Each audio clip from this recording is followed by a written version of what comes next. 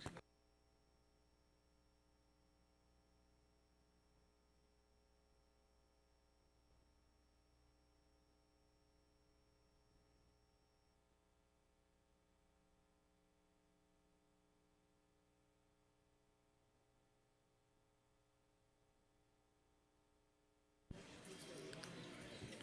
All right. Hey, everyone. Everyone having a good time here at FlightSimExpo? Yeah? Who's here for the first time? Okay. Just a couple of new people. So excited about everything that's happening? Yeah? Okay. So I guess you're here to listen about helicopters, which is something I kind of like for some time. So for those of you who don't know me, I'm Sérgio Costa. I'm from Portugal. Therefore, my weird accent. I've been flying helicopters since 2005, something like that, and then I've never stopped. It's pretty much all I do. And back in 2016, I started this project called HeliSimmer.com to get the communities get together, get some resources out there, help people go through the path that I have been going through before. Because flying helicopters, it's very hard, right? So I started helping people.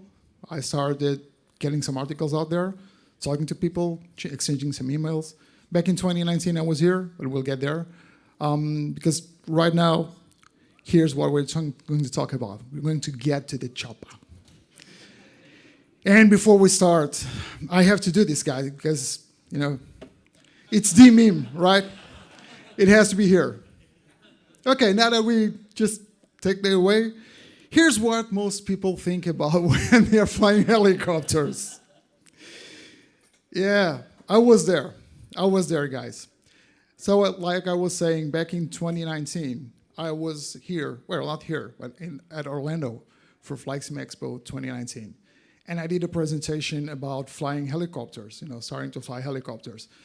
This is somewhat of a second part of that presentation. You don't actually have to see the first one to understand the second one and vice versa, but they complement each other. So if you have the QR code, you have the address there. If you want to check it out later when you're home, it will probably help you with other things that I'm not going to cover here. One or two things I'll probably cover, but I will not cover everything. Okay, so the very first thing that people know is that helicopters are very, very, very hard to control. Okay, that is granted. And everyone that tries to start with helicopters has that problem. So the very first thing I say to everyone that wants to learn how to fly helicopters is that you need to be mentally prepared. You have to understand that this is really very hard. Helicopters are not easy at all. It's just how they are, okay? And if you're trying a helicopter on a sim and it's easy for you, there are two choices here, or two options. You are either really good at it, or the helicopter is not really that good. Well, there's a third option. There's some electronics behind it helping you out. Okay, so the very second thing I tell people is that you need to practice, practice, practice. That's the thing that you need to do. But you also need to understand helicopters, how they work, how controls work. I will not go through that. You can find all that information at HeliSimmer.com. We have a section called How to Fly Helicopters. And I'll get you through what the controls are, what they do, how they interact with each other, and all the basic maneuvers, more advanced maneuvers, a lot of different things that you can learn from there. What I'm trying to do here today is help you, as someone that has never tried helicopters and want to get into it, to know what is it that you need to do. But this is not limited to those that are brand new to helicopters, because I am sure that a lot of these things that I'm going to talk to you about will be useful to you even now. I know because they are useful to me, and I've been flying them for a long time. And I'm not perfect. I'm flying them for a long time. It doesn't mean I'm flying them really well. So what is it that we need to do? We need to find, if you haven't done so already, we have to select a sim. And you have quite a few sims here. A lot of them you already probably heard. Who has heard of Microsoft Flight Simulator? Okay, you have heard probably all of this. Aerofly FS4 is probably a hidden gem. Not a lot of people know about it. It has its upsides and downsides. It has some quirks. It has some things that I wish were better, like water being actual water, but that's irrelevant if you're trying to just find how to fly helicopters and have the best flight model. Aerofly has an amazing flight model for helicopters. So much that the software is used with the hardware of a Swiss company called Loft Dynamics for professional helicopter training. And they are certified. So that's how good the software is. And then you have Digital Combat Simulator. Yes, it's a combat simulator, but it has amazing flight dynamics. Grab the UE, go flying around, do some auto rotations, do anything of the things that I'm going to talk about. It's as good as any other product. Flight Gear is an open source piece of software, really amazing flight dynamics. Can be a bit hard to use because of the user interface, but don't let that just throw you away from the sim. It's a good option as well. Microsoft Flight Simulator, of course, which a lot of people complain about and say that it's bad, and the sim is not bad. There are some bad helicopters there. That's a thing. But we also have amazing helicopters. So it's a good and perfectly valid sim. And then we have, of course, X-Plane, which has been known for quite some time. Any of these sims is perfectly valid for you to start flying helicopters. And after you select the sim you want to get into a helicopter, right? Well, no. Because if you are brand new to sims at all, the first thing I tell you is you need to start flying with a fixed-wing aircraft. Because a fixed-wing aircraft will be stable. You'll start to understand how the physics inside the sim work. You'll start to understand how the controls work, how sensitive your hardware is, how the software reacts to it. And you start to get used to the sim, to the actual piece of software. Because if you're going to get inside a helicopter, not knowing your sim, not knowing what to expect, you have an extra layer of difficulty for you. And you just want to take that away. You want to take away that layer. So get comfortable flying fixed wing. It doesn't matter what you do, just learn the physics, understand what happens, how the gravity is, how the controls react. And after you do that, you can then select your helicopter. Okay, and I have a list here of helicopters that I recommend, and most of them, with the exception of the UE, are default helicopters. And if you are wondering why is it that I'm not recommending a default helicopter, so a free helicopter for Digital Combat Simulator, the answer is simple, there isn't one. DCS does not ship with a free helicopter, unfortunately. So what I recommend you, get the UE. That's the helicopter I've been using in DCS for a long time. I have all of them, as you can imagine, but it's just a perfect helicopter to learn with inside DCS. Other than that, you have the default R22 and Airfly FS2 and X-Plane as well, the Cabra G2 from Microsoft Flight Simulator, and the 500D for Flight Gear, which is also free. It's not a default helicopter, but it's free. Just like the sim, just like Flight Gear is open source and free, most, if not all, of what is inside the sim or what you can get for the sim is free as well. You have selected your sim, you have selected your helicopter, you now need to select your airfield or region to start learning your helicopter. I always recommend you to start with a small airfield or airport or heliport or whatever in an area that doesn't affect your frame rate. So they do not have 30, 40, 50 frame rates in one region, and then you fly 300, 400 meters or 1 mile or 2 miles, and then it drops down to 5 frames per second. It will hurt you. It will hurt your learning experience, okay? So if you find somewhere that is relatively desert or in an island or something like that, that is just absolutely fantastic. And I have an example. For example, Alamo Landing Field, L92. It's one of the examples. But you can use whatever is it that you want. So we covered the sim, helicopter, location. You have to set up your controls. And what I mean by this, make sure everything is calibrated, all the axes are working, everything is set up the way that you feel comfortable with. And flying fixed wing will help you with that, because you are not crashing all the time and trying to control the helicopter all the time. You are just cruising it in a very stable platform, and you are tweaking your controls. And here's a tip for those that are using regular joysticks with a spring. If you can, remove the spring. Use zip ties to compress it. Just remove anything that will hamper your maneuverability, that will have you constantly be fighting the forces of the spring. And trust me, this may seem like something very weird or that won't have any impact. This was one of the things that I did, besides actually getting real helicopter controls, that really helped me learn how to fly helicopters.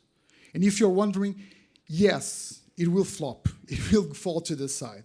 What I usually do, and this is going to be a very weird image for you guys, but what I usually do, especially with joysticks that have, well, most joysticks have a base. What I usually do is I place this part of my hand on the base of the joystick, and I control the joystick with my fingers. I don't grasp the joystick like this. I use my fingers to control the joystick. Without a spring, you have no forces, so it just moves freely. You can make very, very, very small movements, and that's what it's all about in helicopters. Most people don't even realize it. It's all about precision movements. Sometimes it's applying pressure more than actually moving any part of the control set, of the cyclic or collective or pedals. Just a little bit of pressure. And that little bit of pressure will not get you to over-control the helicopter. And it will help you a lot, okay? So next, we have to set our stage. And to set our stage, we will be establishing a training routine. So after we have selected our sim, selected the helicopter, selected the airfield, we are going to set the weather and go fly. And when I say set the weather, set it for any easy conditions that you may have. Remove the wind. Okay, remove any rain. Just place it at midday, sunny day, without any wind, anything like that, and keep it consistent. Yes, you will find rain further down the road as you see them. You'll find different winds, but you don't want that challenge right now. You don't want to be, just like you have removed the layer of difficulty when you are learning your sim by flying a fixed-wing aircraft, you are removing more layers of difficulty by establishing everything as you have by having the weather very simple, without any more difficulties, without pushing you back and forth, okay? And once you do that, you have to maintain familiarity. So even the helicopter, you have to worry about fuel. If you are flying with 50% fuel, always fly with 50% fuel. So the weight is the same, okay? And the cockpit version of the helicopter should be the same as well. You should not be worrying about finding your gauges on one helicopter and then in a different version of the helicopter, the gauges are somewhere else. That's another layer of difficulty you really want to take out. And of course, maintain airfield familiarity. Same reason as before. If you know the area you're flying at, you won't be distracted. You know where the bridge is, you know where the buildings are, you know where the runway is, you know where the mountains is, you know where the trees are. And all that will help you out. And like I said before, keep time of day and weather consistent as well. All these conditions will always be the same throughout your training sessions. Okay, so you don't have anything changing, so you can get used to it. Further down the road, you'll have plenty of time to change these conditions, to fly at night, to fly with bad weather, different weights, different helicopter, whatever. But just keep all the conditions consistent as you are learning. What seasons should we fly in? Does it matter? Summer? What seasons? Yeah. Setting a season to start. Summertime? Okay, what seasons we should select to fly at? I always recommend something like winter or autumn, something that is not very hot, so that you have a lot of lift. You don't have to worry about any more issues coming your way. Okay, if you do that, that will be just perfect. But you can fly in the summer if it's not too hot, or if you fly it for a bit and you find the conditions are relatively good, just go with what works for you. You get less lift in hot weather, yes. Because of the heat, molecules tend to get more dispersed, so you get less air, less lift. So that is a problem. Okay. We have set our stage. We have the helicopter, the sim, the controls. We have removed the spring. Everything is ready. We will start talking about some exercises. Okay. And people ask me, I was just having a conversation earlier today about what is it that we need to start with for unidentified helicopters. And everyone will tell you, hover. You will have to master the hover. And that is true. But the very first thing, step 0, if you want to call it, start from the air. Get your helicopter in a position where it's already flying at speed. Because speed would help the helicopter be stable. With speed, you get wind going through all the structures of the helicopter, the vertical stab, the horizontal stab, and it just flies almost like an aircraft. And just like you did with the fixed-wing aircraft, you are going to get a feeling for what the controls do, how they work, and how the helicopter responds to it. Fly around, crash, whatever you want to do, repeat, rinse and repeat. Just be comfortable with that. And once you are comfortable with that, then we are going to start with the hovering. And this is where we start the nightmare. This is where things really get interesting, okay? And for you to start the hover, here's a great tip for you. Look away from the helicopter. I have done this mistake many times. We are worried about not leaving that position because hovering is staying in the same position. So what we do, we tend to look to the runway, to the tarmac. Okay, and that hurts us because we are just looking at that point and the helicopter starts moving and we lose awareness of everything else around us. So for you to be able to do this, you'll have to do this. Of course, these lines is just, you're looking at, at the distance. So don't look down, look at the distance. Instead of looking at the runway, look further down the runway. Look at the end of the runway. Let your peripheral vision help you with movement, just like when you are in a car. Sometimes you're not even feeling the movement. You just know from your peripheral vision that the car is moving, and that will help you. This is one of the best tips I can give you regarding flying helicopters. A lot of people do this mistake, and I did it quite often. People look near the helicopter, and you have to look away. Okay? After we do that, after we look away from the helicopter, we will start increasing the collective slowly, compensating the torque with our pedals. And once we get, this is another tip, guys. Pay attention because this was taught to me by a Chinook pilot a long time ago. Once the helicopter gets off the ground, take your hand out of the collective. Because we tend to use the collective quite often as we are moving the cyclic, because once we move the cyclic, the helicopter tends to descend a bit. Okay, that's normal, okay? And I'll get to another tip there, but take your hand off the collective. Yeah, of course, if you happen to touch the ground again, give it a bit more collective so it rises, but take your hand off. Just use your pedals and your cyclic. And I mean it, you physically remove your hand from the collective. Yes? What about a collective that has an integrated throttle like a jet ranger? You need to worry about it because, at least on modern helicopters, you'll have a governor that will take care of the throttle automatically for you. But if you are if you're learning helicopters, you should be using anything that needs you to be in control of the throttle, okay? And what I'm saying right now is not true for your future career as a virtual helicopter pilot. We're just talking about learning from the basics, because further down the road, you will keep your hands on the controls the whole time. What I'm saying here is not true for you in 1 year or 2 years or 3 years. I'm just saying this because this will become eventually muscle memory. You will not have to remove your hand from the collective. You'll have the hand on the collective, but you'll know that you don't have to do anything else.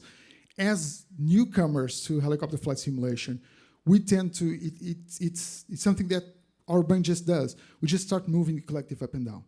Because we sense the helicopter drifting, and you know that if it's sinking a bit, we need to pull collective, but then it starts rising, and we need to push collective down, and it will be on that cycle.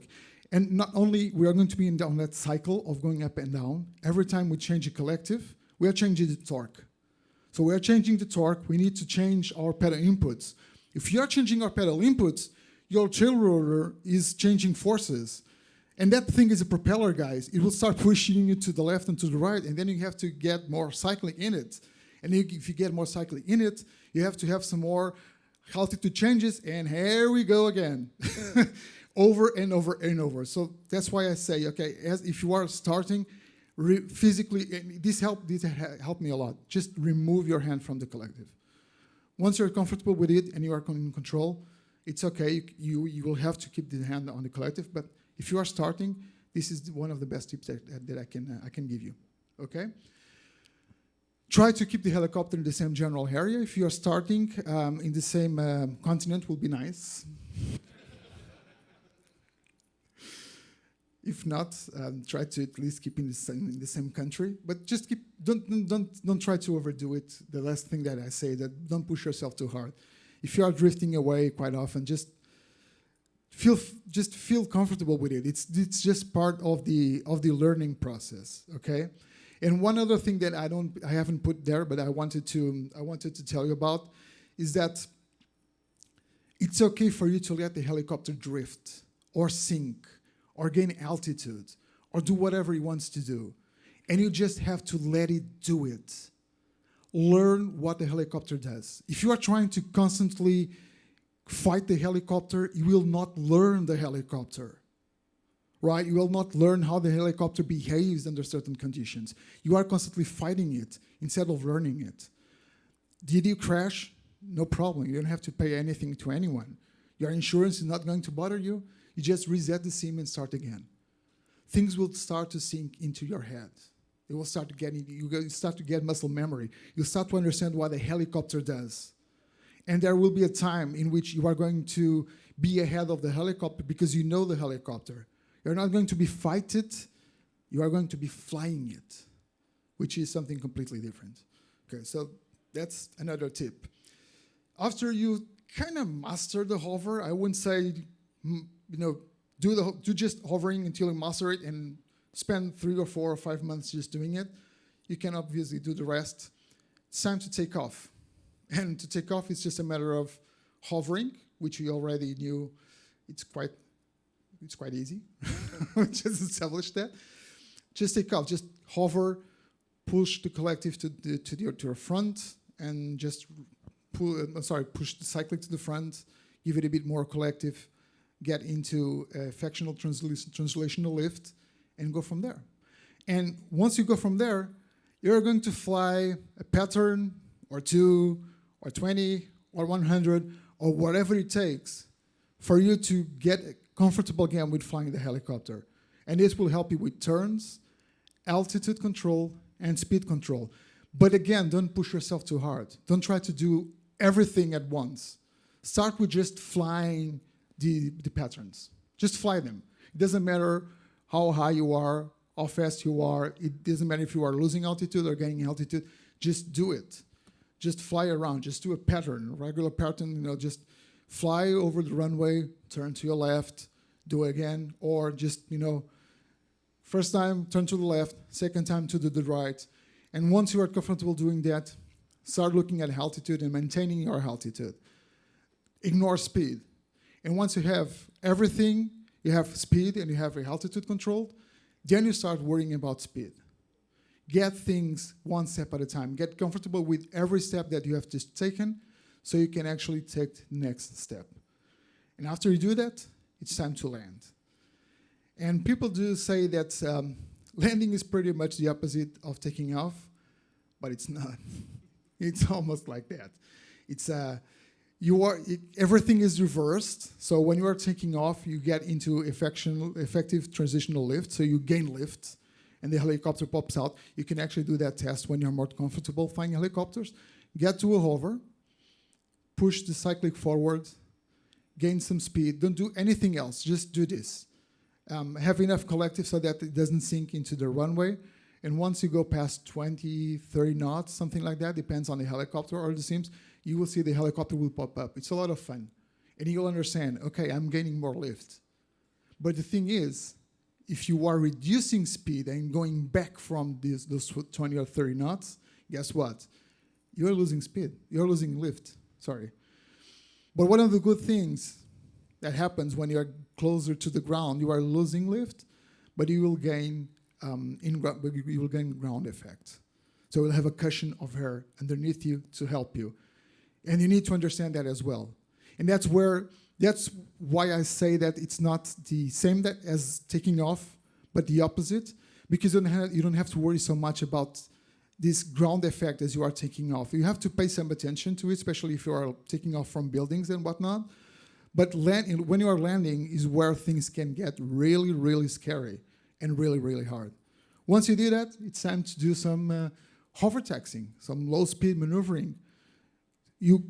By doing this, you get some more altitude control and speed control. Again, beware of your collective.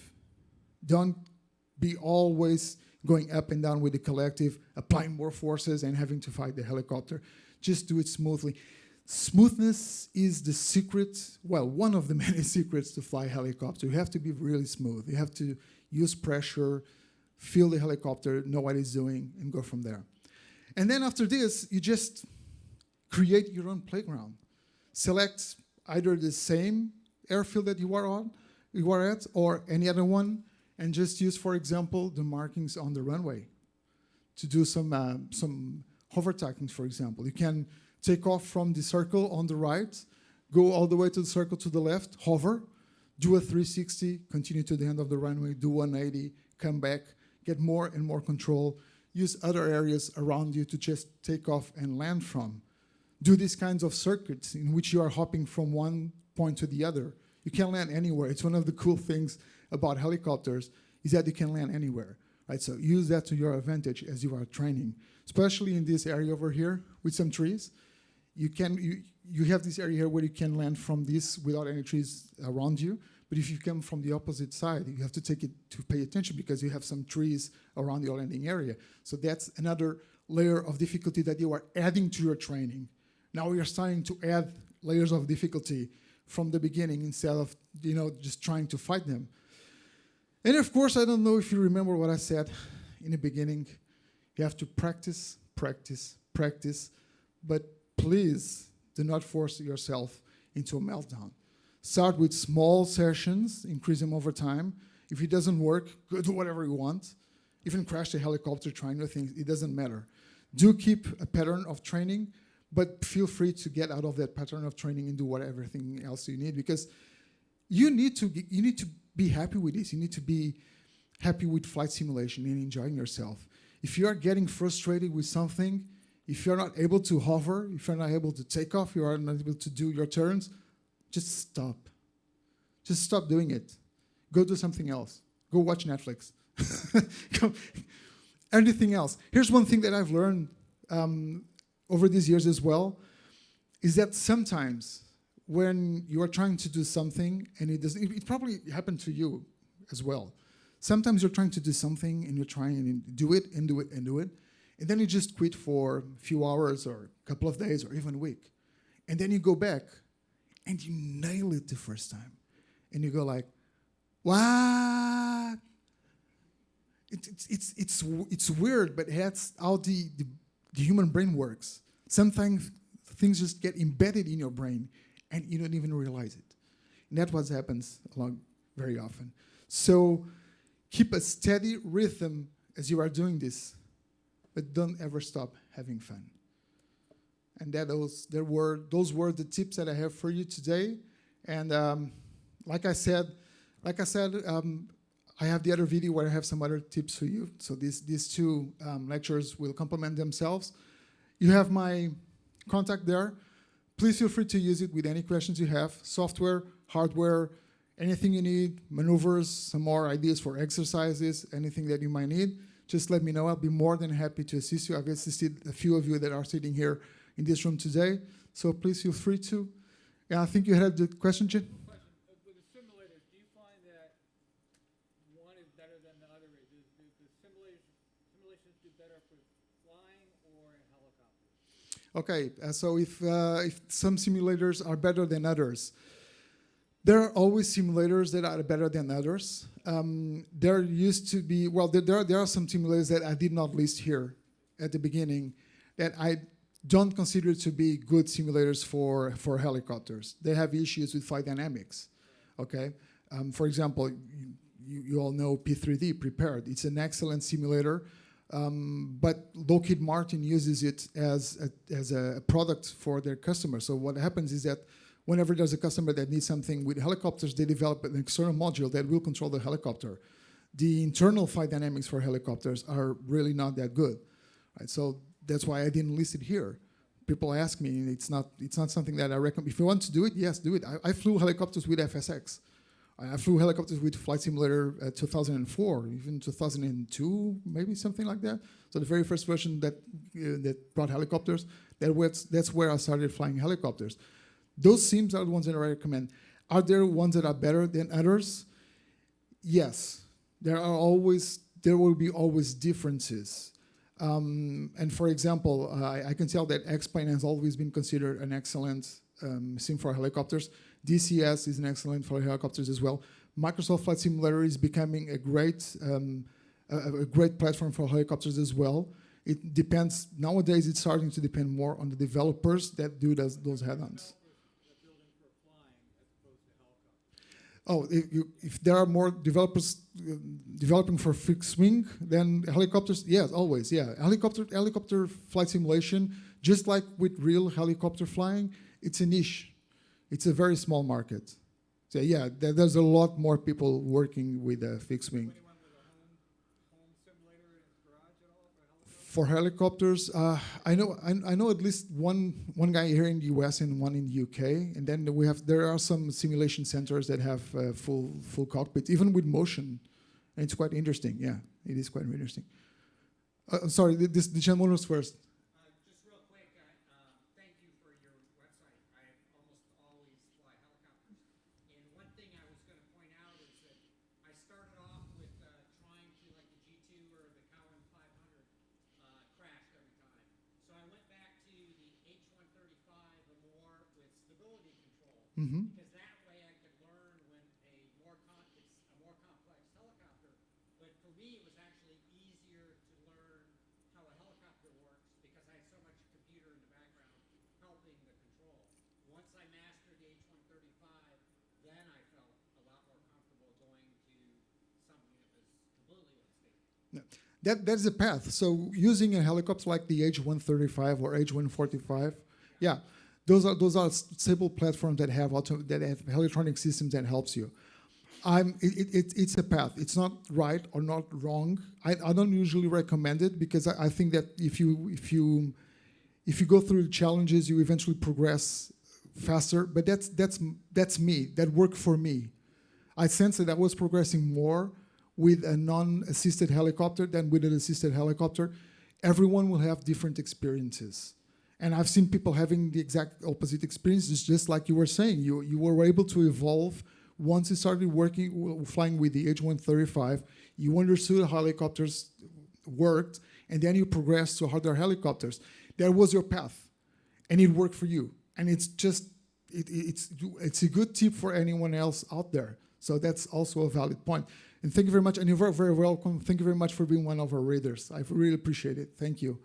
I'm sorry that what this was. Real quick, what hardware do you use for your collecting? Where do you put it, position it? Oh, okay, what hardware do I use? Well, I use an integrated hardware that has collective, cyclic, and pedals called Pro Flight Trainer Puma X. And it's actually here at FlightSimExpo. If you go to the X-Plane booth, there's on one of the corners, there's a control set for helicopters. The owner of the company is there, Chris Niederhauser. Just talk to him, give it a try. It's an amazing piece of hardware. I really cannot live without it anymore. If that thing ever breaks, I will be very, very, very, very sad. No, you just put it on the floor, and you can actually put a chair to prevent it from getting away from you, and it's all there. You don't need to attach it to your chair, to the bottom of your chair or anything. Everything is already in place. You just need to fly it. One USB cable, plug it to the computer, and you're done. Sorry? The booth? It's X-Plane, the X-Plane booth. Okay. That was actually my question, but as a follow-on question to that, I'm totally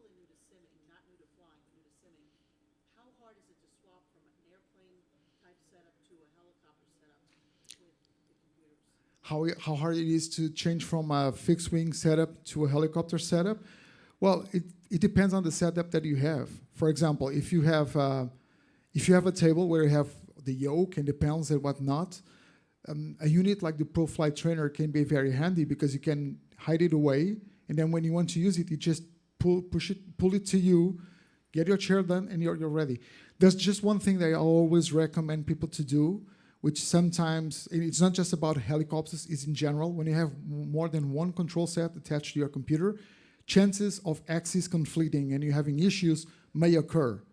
So yeah, either pull it out or make sure you have everything set up the way you want to set up. For example, Microsoft Flight Simulator, Explain, a lot of different sims allow you to create profiles.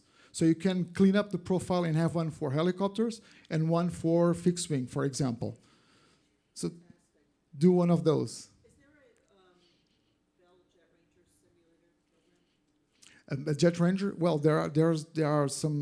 There's the Jet Ranger for Microsoft Flight Simulator. There's a Jet Ranger for X-Plane as well. I think there's a Jet Ranger for Flight Gear.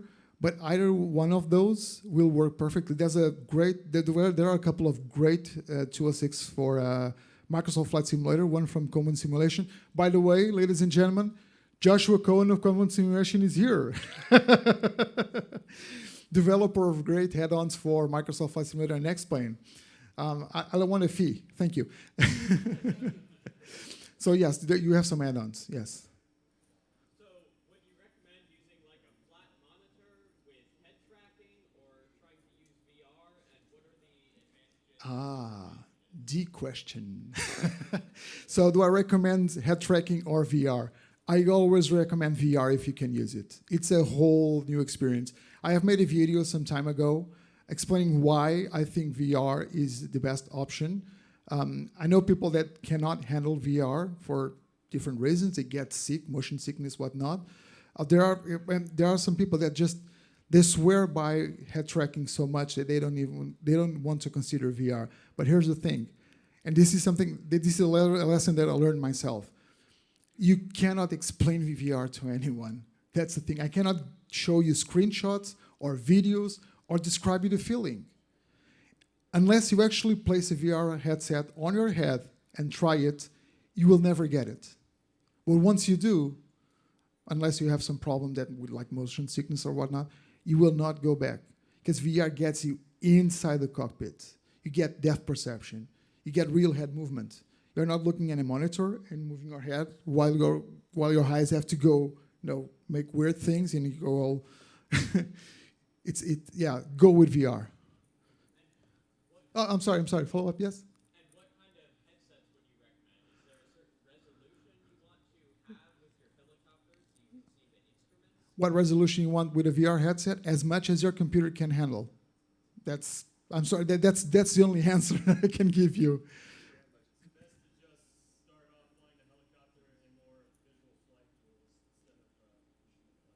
If it's better to fly helicopters with visual flight rules instead of instrument flight rules, yes.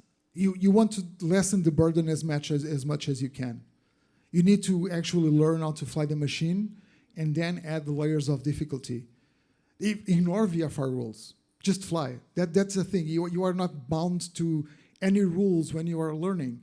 Because these things are really hard. I was kidding at the beginning, but I was not kidding at the same time. It's the joke, but it's the joke that everyone in this room understands. These things are really hard. So just focus on learning them. Forget the rules. That's why I told you, forget about maintaining altitude, forget about maintaining speed. It doesn't matter.